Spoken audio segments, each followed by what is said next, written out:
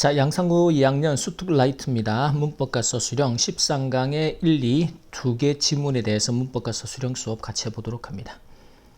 자, 항상 이제 서술형에 대한 수업만 하겠습니다. 자, 항상 서술형에 대해서 가장 기본적인 판단은 어순과 구조를 판단하는 거. 그래서 암기하듯이 하지 말고 이 문장을 어떤 어순과 어떤 구조로 쓰되 그 안에 어떤 동사여법과 어떤 구문을 적용해야 되는지를 자꾸 문장을 분석하고 파악하는 게 생각하는 힘이 길러지게. 자, 1번 첫 번째를 보면 이제 화석이 배열되면 뭐 하면이지만 when이라는 접속사로. 그래서 배열되다 arrange라는 동사를 가지고 연대표에 따라서 timeline을 따라서 뭐뭐를 따라서라고 하면 along이라는 전치사를 쓰게 되죠. 그럼 이제 과학자들은 그 다음에 볼 수 있다라는 거죠. 무엇을? 점진적인 변화를 from A에서 to B로 from A to B라는 구문 적용해서 자, 그 정도 어순 파악하면 쓰기가 생각보다 쉬워집니다. 자, 그러면 화석들이 when fossils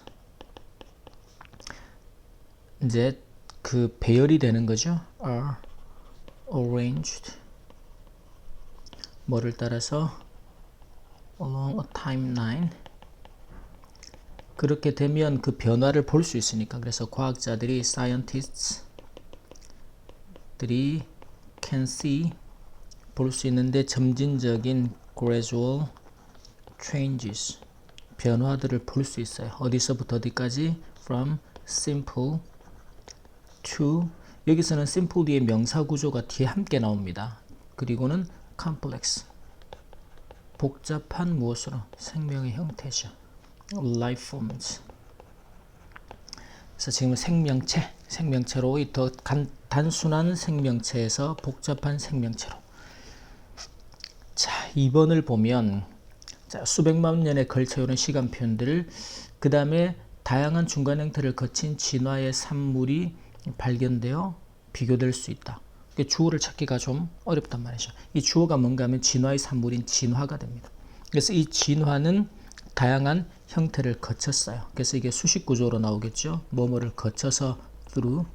그래서 이 진화가 여러 중간 단계를 거친 진화가 발견이 됐다는 그게 일단은 이제 뭐 보면 여기 수백만 년에 걸쳐서 일어난 그게 발견이 되고 수동태 구조로 그리고 비교될 수 있다. 발견되고 비교될 수 있다.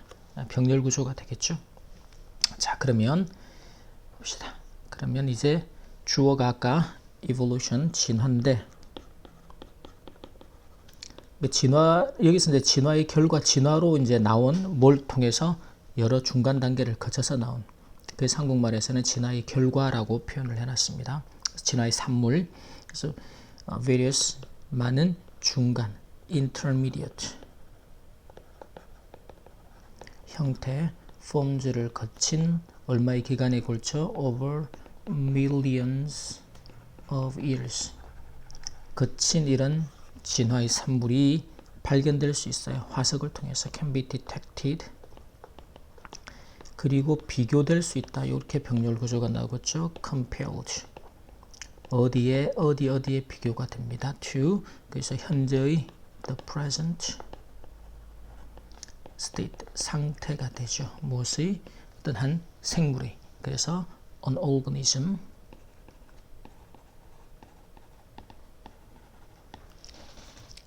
자, 그 다음에 3번 문장을 가보면 크기가 바뀌면서 우리가 뭐 시간이 흐르면서 뭐 하면서 뭐 함에 따라라고 할 때는 접속사 as를 쓰고 자, 그래서 일단은 요거 좀 먼저 쓰면 as 자, 크기가 changes 바뀌었어요, 과거에.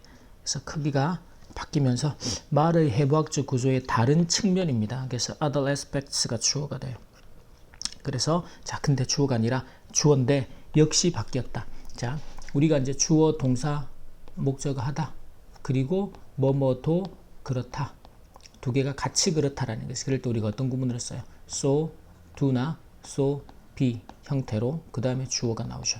그래서 이때 이제 비동사는 앞에 사용된 동사가 비동사일 때 앞에 사용된 동사가 일반 동사면 do로 대동사 구조로 받는 거죠. 지금은요 change라는 동사를 받기 때문에 그래서 so, did 바뀌었다라는 거죠. 무엇도 다른 측면들 are the aspects of the horse's 말의 말들의 anatomy, 해부학적인 측면들. 뒤에 뭐 나오죠. 뭐 이빨도 그렇고 말굽도 그렇고 발가락도 그렇고 그런 내용들이 나옵니다. 그래서 여기서 이제 도치가 일어나는 구조를 잘 확인해서 쓸 수 있도록 이건 의식하고 써야 돼요. 의식하고. 자, 그 다음에 13-2번 문장입니다. 자, 1번에서 자, 목표 관련적 처리가 주어져. 자, 방향이 안내되지는 않지만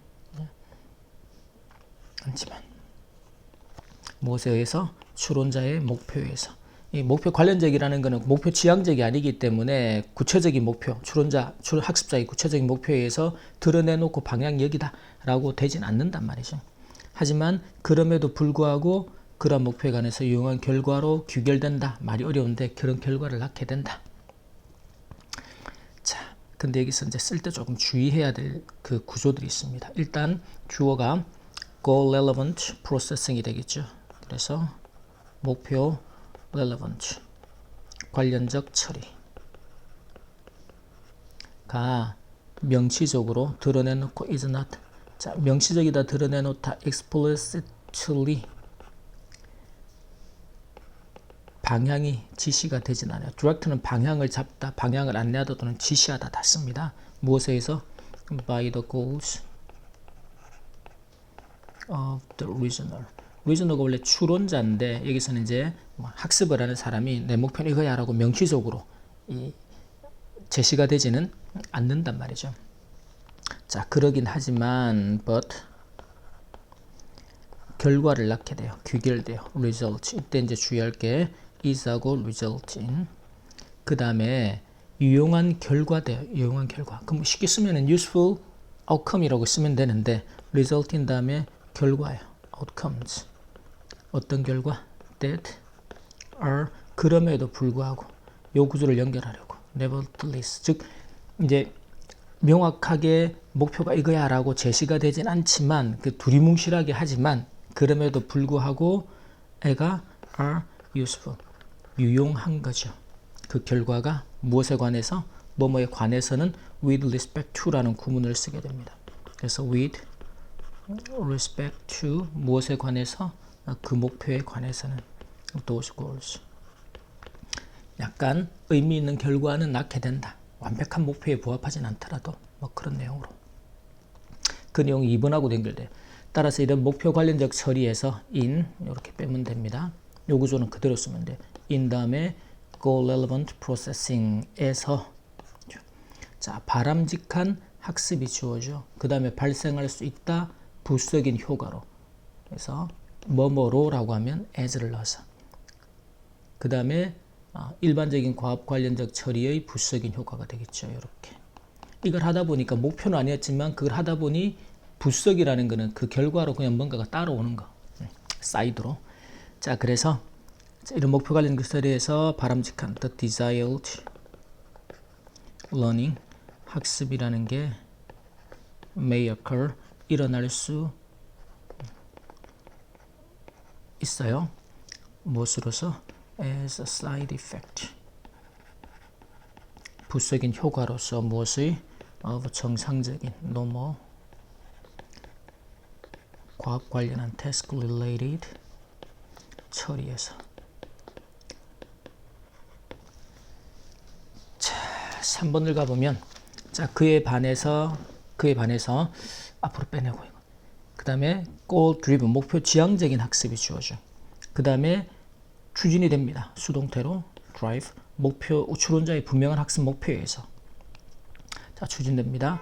그리고 이제 그 뒤에 주어가 그런 목표는 영향을 미치거나 심지어 영향을 미치는 거 결정하기도 한다라는 것이죠. 무엇에? 학습되는 것의 내용에. 자 그러면 보자. 주어가 이제는 goal driven입니다. 목표가 끌어가는 거죠. 그래서 이런 걸 목표 지향적인 learning 학습이라는 건 is driven 무엇에 의해서? 명시적인 explicit 학습 목표에 의해서 누구의? 추론자의 of the reasoner 자, 그래서 그 결과로 이제 그러한 이제 목표들이 이 추론자가 갖고 있는 명시적인 학습 목표들이 영향을 미치게 돼요. influence, 목표 지향적이고 중심적이고 하니까, 분명하니까 어디에다가 영향을 미치거나 또는 심지어는 결정을 하게 됩니다. determine을 하게 돼요. 내가 뭘 배워야겠다, 무엇을 목표로 학습해야겠다 라는 걸. 근데 뭘 결정해요? 학습의 내용이죠. the content 무엇의 학습되는 것이죠. 그거를 이제 명사절로 what is learned. 추론자 입장에서 내가 뭘 배워야겠다라는 그 학습의 내용까지의 영향을 미치거나 한다라는 거죠. 그게 이제 목표 지향적인 학습의 특징이다. 자, 4번은 아까 나왔던 구조 똑같아. 뭐뭐함에 따라 as. 그 결과도 뭐뭐한다. 뭐뭐도 그렇다. 어떻게? so. 그리고 여기서도 이제 변하다, 바뀌다. 일반 동사니까 do나 또는 does. 그리고 주어 역할의 명사가 뒤에 나오겠죠. 자, 그러면 as. 자, 추론자의 reasoner의 목표가 goals change 변함에 따라 그 뭐도 does. 뒤에는 이제 주어가 the learning. 이게 보면 이제 그 결과인 학습이죠. 그래서 이때 구조가 that result라고 나옵니다. 즉 그래서 이게 관계대명사 수식 구조로 that results 결과로 나오는 그 학습. 그래서 목표의 결을 가지고 학습을 했던 그 결과의 학습적인 내용들이죠. 그것도 변한다라는 거죠. 자, 여기까지 우리 스투라이트의 13강 1번과 2번 지문 서술형 수업 마치도록 하겠습니다.